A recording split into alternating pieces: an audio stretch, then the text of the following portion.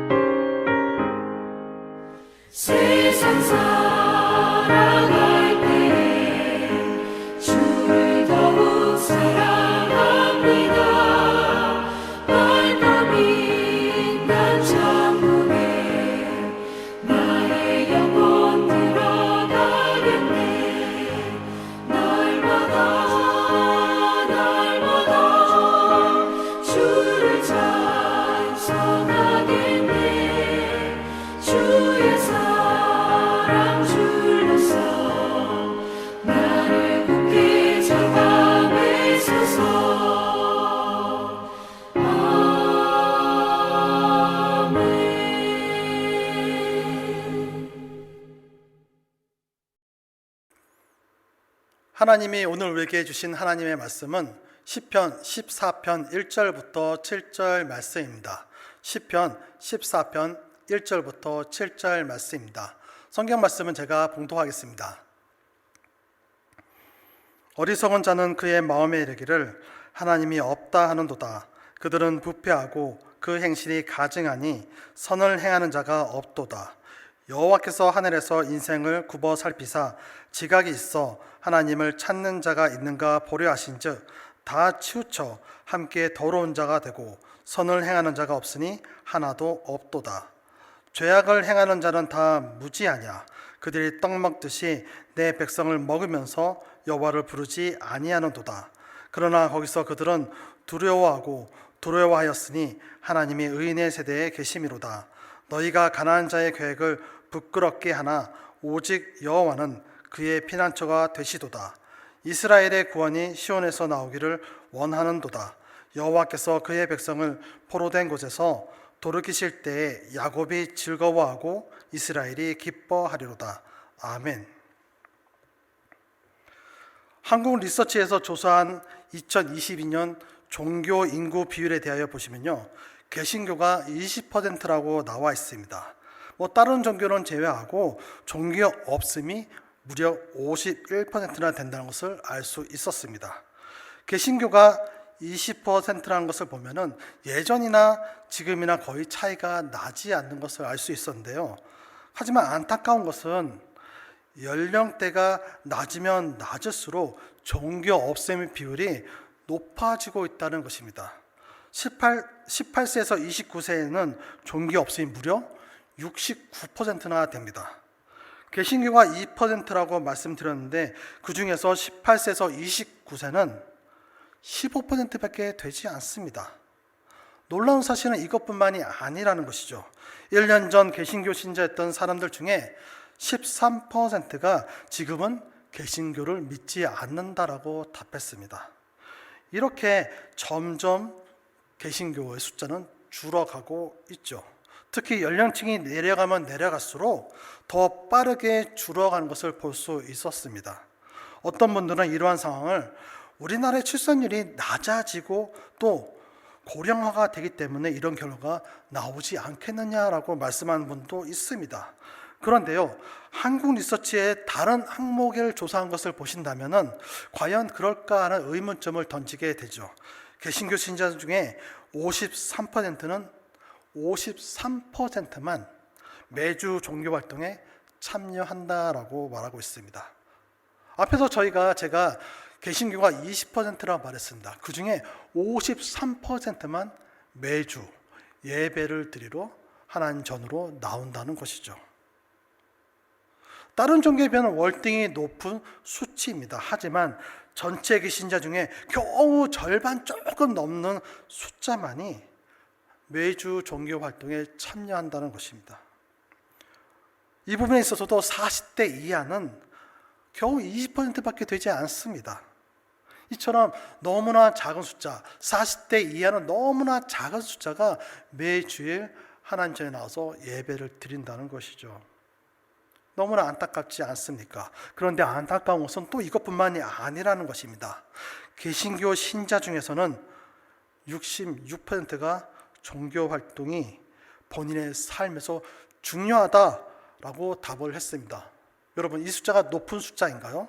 작년에는 78%였습니다. 하지만 올해는 겨우 66%라는 것이죠. 무려 12%가 낮아진 결과입니다. 여러분, 기독교인이 줄고 있다는 것, 인구가 줄고 출산율이 낮아지고 고령화가 점점 더 심해지기 때문이라고만 볼 수가 있겠습니까? 그렇지 못하다는 것이죠. 또 인구 전체에 대한 조사가 아니니까 이것은 신뢰 없다라고 말할 수 있을까요? 그렇게도 볼 수가 없다는 것입니다. 저 역시 오늘 설교를 준비하면서 이 한국 리서치의 결과를 보며 많이 놀랐습니다. 이 정도까지인가라고 할 만큼 많이 놀라고 안타까웠죠. 근데 여러분, 이렇게 점점 신앙인이 줄어가고 있는 지금도 정책, 방송, 또 인터넷의 SNS 등을 통해서 기독교에 대해 좋지 않는 시선과 날선 비방, 또 과학의 진보라는 무기를 가지고 또 나 자신을 나타내야 된다는, 나 자신이 중요하다라는 것을 말하는 인본주의가 점점 더 심해지고 있습니다. 이러한 것들을 통해서 더욱더 기독교인을 더 옥죄오고 있다는 것이죠. 하지만 한 세대가 또 지나게 되면 기독교인이 더 줄 것을 우리는 예상할 수가 있습니다. 그렇다면 그 세대들은 믿음을 지키기 위해서 지금의 세대보다 더 얼마나 힘들고 어려운 사투를 벌여야 할까요? 우리들의 다음 세대는 너무 힘들지 않겠습니까? 오늘 나누게 되는 이 시편 14편 말씀은 다윗이 지은 시입니다. 또 함께 모여서 인도자를 따라서 찬양하는 시이지요. 이러한 우리들의 삶 속에서 다윗과 함께 찬양하며 부르던 이 시를 통해서 도대체 우리에게 무엇을 말씀하시고 우리가 무엇을 결단해야 되는지를 깨달아가는 시간이 되시기를 바랍니다. 먼저 오늘 본문 1절 말씀을 보실까요? 1절 말씀입니다. 어리석은 자는 그의 마음에 이르기를 하나님이 없다 하는도다. 그들은 부패하고 그 행실이 가증하니 선을 행하는 자가 없도다. 아멘. 여러분, 오늘 우리 성경에는, 한국어 성경에는 어리석은 자라고 번역되어 있습니다. 이 어리석은 자는 사실 히브리어에서는 6가지 정도로 나눌 수 있다라고 하죠. 그 중에 한 단어, 나발이라는 단어가 오늘 어리석은 자라고 번역되어 있습니다. 나발, 여러분 어디선가 들어본 기억이 나지 않습니까? 사무엘상 25장 한번 생각나는 것이 있죠. 그것은 바로 어리석은 자라라는 뜻을 가진 이 나발이라는 이름을 가지고 이름을 지은 사람이 나오게 됩니다. 우리는 이렇게 생각할 수도 있습니다. 나발이란 뜻은 어리석은 자란 뜻인데 어느 부모가 자식의 이름을, 내가 너무 사랑하는 자녀의 이름을 어리석은 자라고 지을까라고 생각할 수 있습니다. 그런데 어느 목사님 이 부분에 대해서 이렇게 말씀하셨죠. 어쩌면은 이 부모님은 우리 아들, 내가 너무나 사랑하는 이 아들이 나발과 같은 사람이 되지 않기를 바라는 마음에서 나발이라고 짓지 않았겠냐라고 말씀하셨습니다. 그렇습니다, 여러분. 이 나발이란 이름, 좀 독특한 이름, 이 이름이 히브리서 25장 3절에 이렇게 기록되어 있습니다.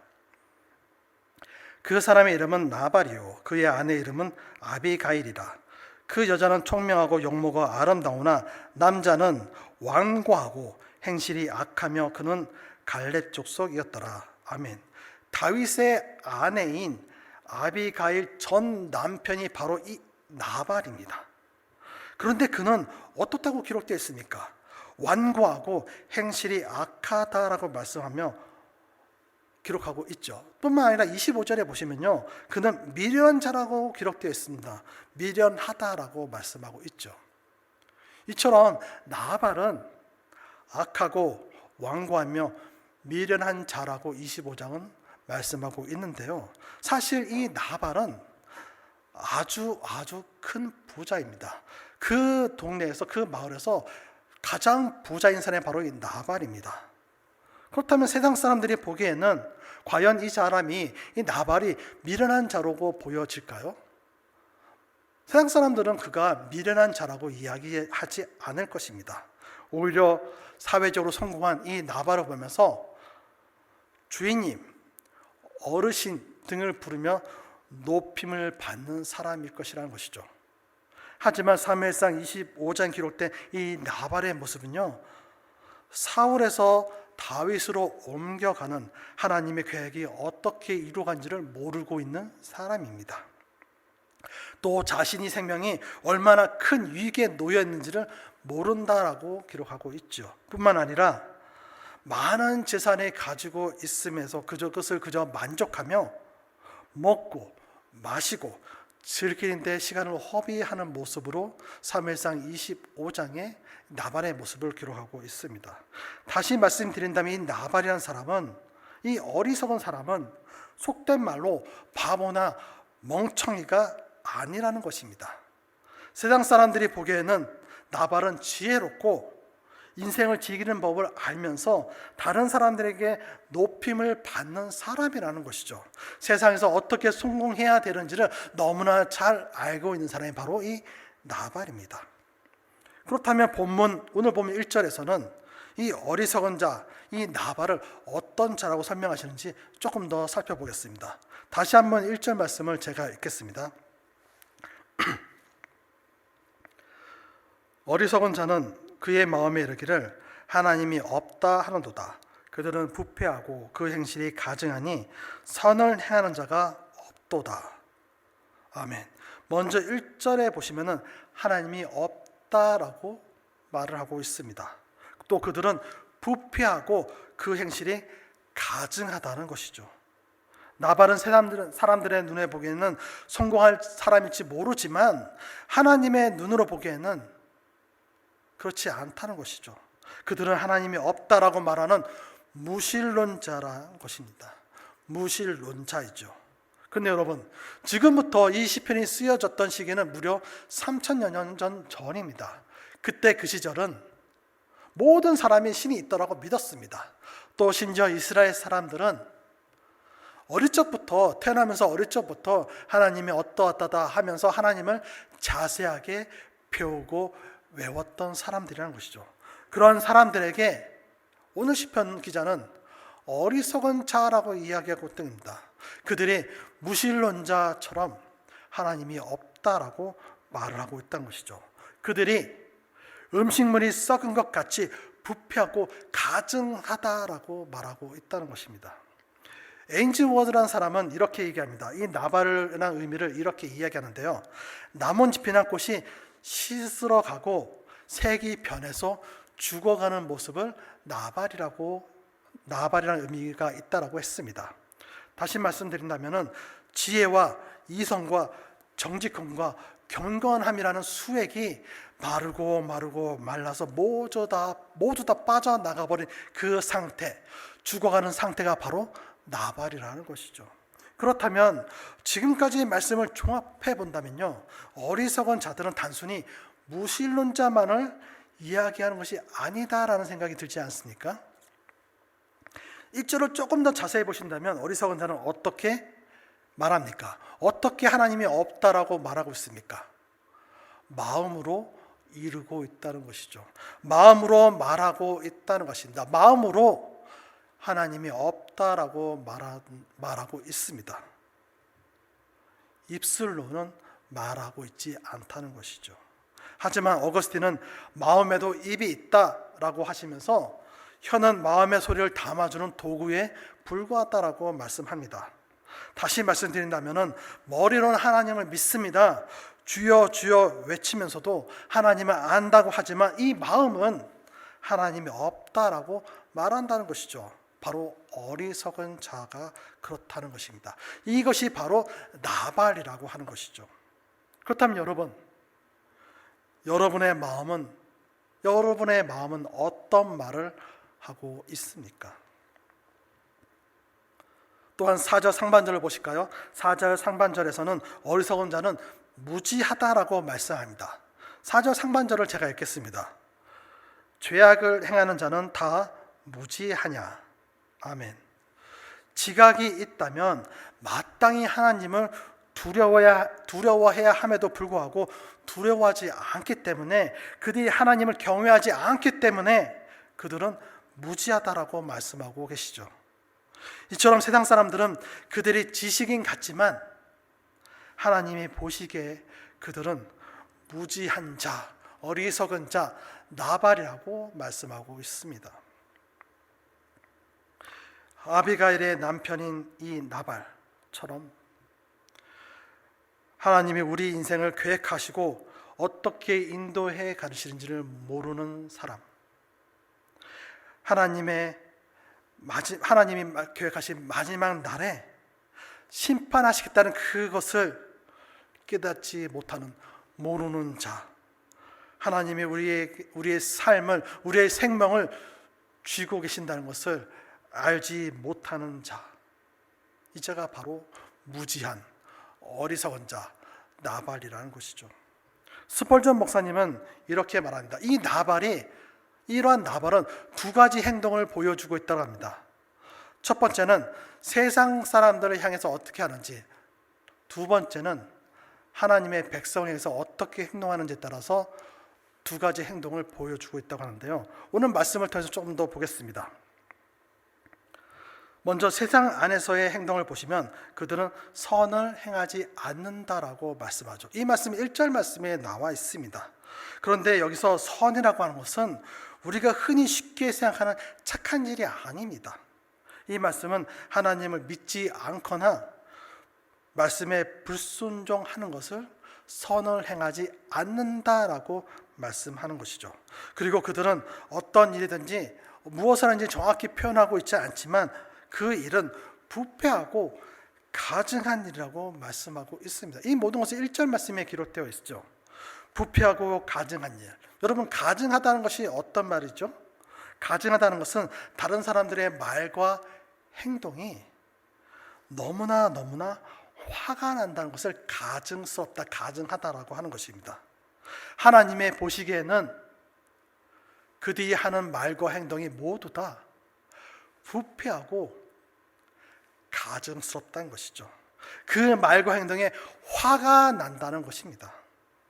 어리석은 자는 하나님의 백성에서 또 어떤 행동하는지 또 계속해서 이어서 살펴보겠습니다. 4절 하반절을 보실까요? 4절 하반절입니다. 그들이 떡 먹듯이 내 백성을 먹으면서 여호와를 부르지 아니하는도다. 아멘. 여러분, 좀 선뜻하지 않습니까? 떡 먹듯이 내 백성을 먹는다라고 말씀하십니다. 밥을 먹듯이 내 백성을 먹는다. 좀 섬뜩하고 무섭습니다. 그런데 이 말의 뜻은 하나님의 백성을 괴롭힌다는 것입니다. 이것을 조금 더 쉽게 이해하기 위해서는 시편 38편 20절 말씀을 함께 살펴보겠습니다. 시편 38편 20절 말씀입니다. 또 악으로 선을 대신하는 자들이 내가 선을 따른다는 것 때문에 나를 대적하나이다. 아멘.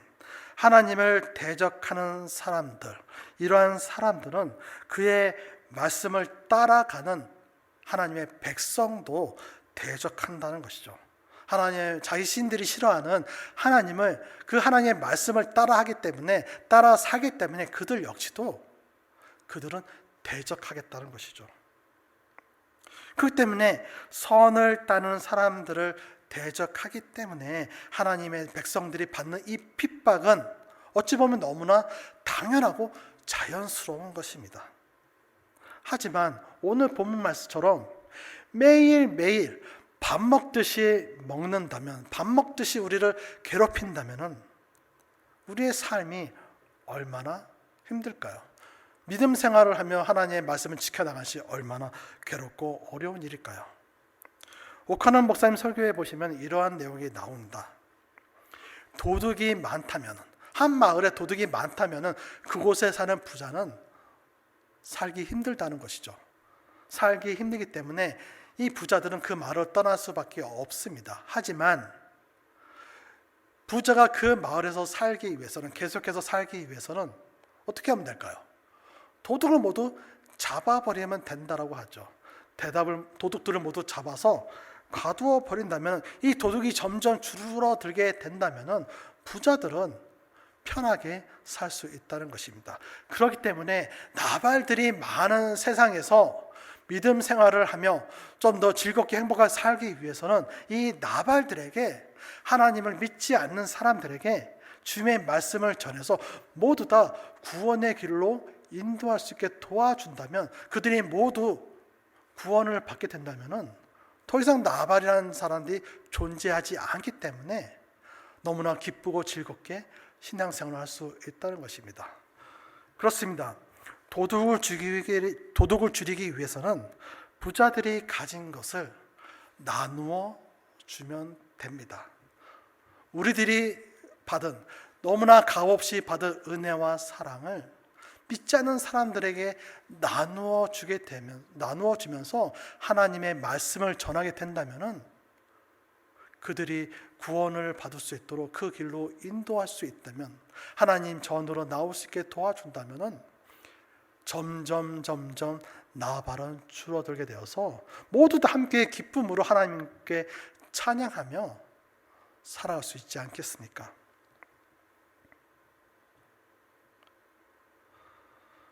그들은 또 어떻게 이야기하는지 계속해서 6절 말씀을 통해서 살펴보겠습니다. 6절 상반절에 보시면요, 너희가 가난한 자의 계획을 부끄럽게, 아멘. 너희가 가난한 자의 계획을 부끄럽게 한다라고 말씀하고 있습니다. 여기서 가난한 자는 마태복음 5장 3절에 나오는 것처럼 심령이 가난한 자, 즉 하나님의 백성을 말씀하십니다. 그렇기 때문에 심령이 가난한 자, 이 가난한 자를 어리석은 자들이 조롱한다는 것이죠. 하나님의 백성들을 조롱한다라는 말씀입니다. 그들이 진정한 어리석인 자임에도 불구하고 하나님의 말씀을 믿으며 하나님을 살아가는 사람들에게 오히려 하나님은 없다라고 말하며 우리들을 조롱한다는 것이죠. 대부분의 믿음 생활하시는 분들은 이러한 것을 많이 경험해 보셨을 것입니다. 얼마나 많은 사람이 우리가 믿음 생활을 지키려 할 때 그리스도인들을 향하여, 우리를 향하여 손가락질 하는지를요, 여러분들은 많이 경험해 보셨을 것입니다. 그런데요, 그들을 향해서 하나님은 이렇게 말씀하십니다. 5절 말씀 함께 보실까요? 5절 말씀입니다. 그러나 거기서 그들은 두려워하였으니 하나님이 의인의 세대에 계심이로다. 아멘.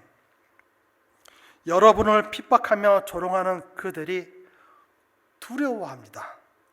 예수쟁이다, 남의 나라 종교를 믿는 어리석은 자들이다, 교회가 밥 먹여주냐며 조롱하는 그들이 두려워한다는 것입니다.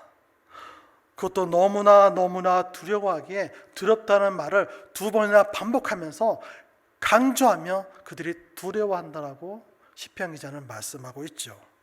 왜냐하면 그들의 핍박과 조롱에도 하나님을 향해 그 믿음을 굳게 지키며 하나님이 주신 사명을 감당하고 있는 그 자리에 있는 그들과 하나님께서 함께 하심을 어리석은 자들이 보기 때문이죠. 보디발이 여호와께서 함께하는 요셉을 보았습니다. 그뿐만이 아니죠. 다니엘의 세 친구가 풀무불에 던져졌습니다. 하지만 느부갓네살 왕은 풀무불 속에 3명을 본 것이라 4명을 보고 놀랬죠. 또 그뿐만이 아니죠. 사울은 하나님이 자신을 떠나 다윗에게 간 것을 보고 두려워했습니다. 이처럼 어리석은 자들은 하나님의 백성이 하나님과 함께하는 모습을 보며 두려워한다는 것이죠. 뿐만 아니라 하나님은 그들의 피난처가 되어준다고 하십니다. 그들에게 조롱받고 핍박받는 그들의 하나님 피난처가 되어준다 말씀하시고, 또 계속해서 이어서 하나님의 백성에게 구원에 대한 확실한 소망을 시의 마지막까지 이어가시면서 시편 기자는 하나님을 찬양하고 있습니다. 사랑하는 우리 연합교회 성도 여러분, 나발은 과연 누구입니까? 어리석은 자는 누구입니까? 바로 하나님이 없다고 마음으로 말하는 사람이라고 시편 기자는 말하고 있습니다. 그런데요, 오늘 시편 말씀을 통해서 아시게 된 것처럼 하나님을 믿지 않는 세상 사람들 모두 나발이라는 것뿐만 아니라, 오늘 말씀에는 그들뿐만 아니라 머리로는 하나님을 알고 있다 말하지만 우리들의 마음으로는 하나님이 없다라고 하는 자들까지도 모두 다 나발이라고 말씀하고 있다는 것이죠. 그럼 이와 같은 나발은 도대체 어디 있을까요? 머리로는 하나님이 있다라고 말을 하지만 마음으로는 하나님이 없다라고 말하는 이들은 어디에 있을까요? 맞습니다. 여러분이 생각하는 바로 그곳이죠. 그런데 문제는요, 그들이 세상 사람들처럼 하나님의 눈으로 보는 것이 아니라 하나님이 배제된 눈으로 교회 안에서도 보고 말하고 행동한다는 것입니다. 그렇기 때문에 이 교회가 세상 사람들과 구별되는 것이 아니라 이 교회도 역시 세상과 다르지 않는 모습을 점점 더 볼 수밖에 없다는 것이죠. 열심히 교회를 다니는 교인이지만 우리들의 삶의 현장에서는 세상 사람들을 보기에는 교인인지 아닌지 구분하기가 어렵다는 것입니다. 그러니 예수 그리스도의 피값으로 세워진 이 교회가 끊임없이 공격을 당하는 것은 어찌 보면 당연할 수밖에 없지 않겠습니까? 밖에서 안으로 끊임없이 공격을 당할 수밖에 없습니다. 그러면 어떻게 해야 교회가 바로 서고 교회가 세상에서 빛과 소금의 역할을 충실하게 잘 해낼 수 있을까요? 먼저 내 자신이 나발과 같지 않는지를 살펴봐야 합니다. 나 자신이 머리로는 하나님을 안다, 주여 주여 말은 하지만 이 마음이 하나님과 배제된 채로 우리가 말과 행동을 하지 않는지를 살펴보아야 한다는 것이죠.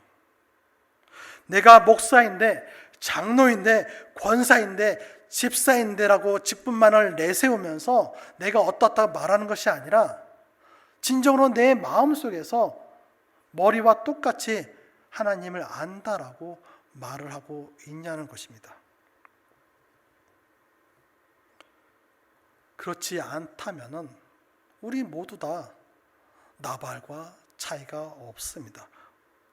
나발과 구분되어지지 않는 것이죠. 그렇기 때문에 우리 사회에서는 점점 더 기독교인이 신앙인이 점점 더 줄어갈 수밖에 없고 더욱더 거친 핍박을 받을 수밖에 없는 상황에 놓이게 되는 것이죠. 그렇기 때문에 우리의 다음 세대들은 더욱더 어려운 시간을 보낼 수밖에 없게 됩니다. 믿음의 유산을 넘겨줄 수 없기 때문에 더욱더 어려운 환경이 만들 수밖에 없다는 것이죠. 그렇기 때문에 내가 먼저 내 마음은 무슨 말을 하는지 귀를 기울여야 합니다. 내 마음이 무슨 말을 하는지 살펴봐야 한다는 것이죠. 사랑하는 우리 연합교회 성도 여러분 모두는 머리와 마음이 늘 하나님만 동일하게 말하는 주님의 사랑하는 주님의 기뻐하는 자녀가 되어서 주님의 핏값으로 세운 이 연합교회가 세상에서 또 하나님의 보시기에도 기뻐하는 교회, 자랑이 되는 교회가 되기를 주님의 이름으로 축원합니다. 이 시간 함께 기도하겠습니다. 오늘 우리에게 주신 말씀을 생각하시며 나를 먼저 돌아보시고 우리의 머리와 마음이 모두 하나의 목소리로 하나님을 외칠 수 있는 우리가 되게 도와주시라고 하나님께 함께 기도하겠습니다.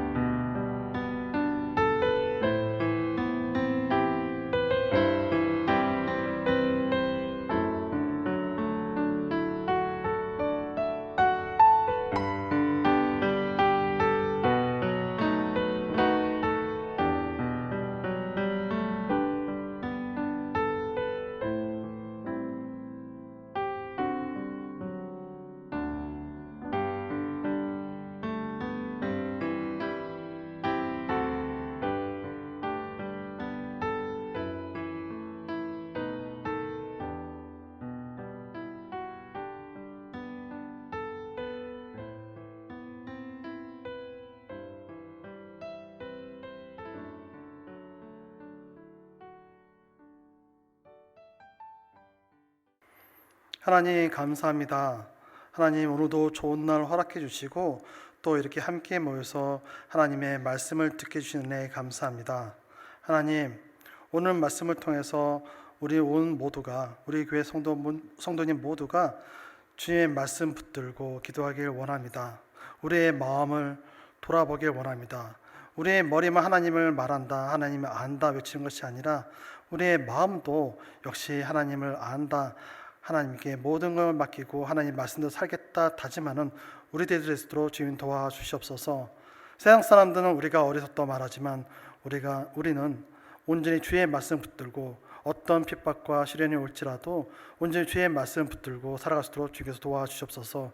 주님께서 우리의 피난처가 되어주시고 우리의 모두가 되어주셔서 어렵고 힘든 상황 속에서도 무사히 잘 견딜 수 있도록 주님 도와주시옵소서.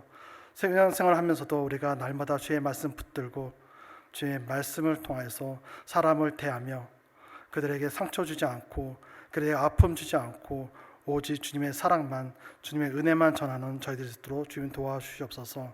오늘 저녁도 또 앞으로 남은 한 주간도 오직 주님의 사랑만, 주님의 은혜만, 주님의 말씀만 전하는 우리 모두가 될 수 있도록 주님 함께 해주시고 인도하여 주시옵소서.